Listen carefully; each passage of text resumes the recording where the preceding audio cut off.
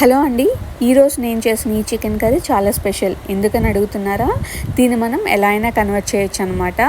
So ఈ రెసిపీని మనం దీన్నే ఇలాగే యాజ్ టీజ్ ఫాలో అయ్యి ఫ్రై కింద అయినా చేయొచ్చు, లేదా కొంచెం గ్రేవీ కింద అయినా చేసుకోవచ్చు, లేదా రాగి సంగట్లోకి కావాలనుకునే వాళ్ళు కొంచెం వాటర్ యాడ్ చేసుకుని కొద్దిగా పులుసు కింద అయినా చేసుకోవచ్చు అనమాట. ఈ కర్రీని ఎలా అయినా మనం కన్వర్ట్ చేసుకోవచ్చు. అండ్ టేస్ట్ కూడా చాలా అంటే చాలా బాగుంటుంది.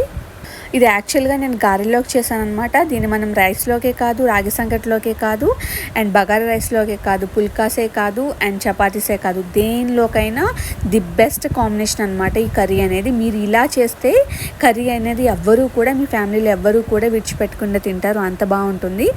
ఈ ఫుల్ లెంత్ వీడియోని నా ఛానల్లో అప్లోడ్ చేశాను, అలాగే కింద రిలేటెడ్ వీడియోస్లో పెట్టాను. మీకు ఇంట్రెస్ట్ ఉంటే ఒక్కసారి వెళ్ళి చూడండి. అండ్ ఈ వీడియో కనుక, అలాగే ఈ రెసిపీ కనుక మీకు నచ్చినట్లయితే please subscribe the channel. And thank you so much for watching the video.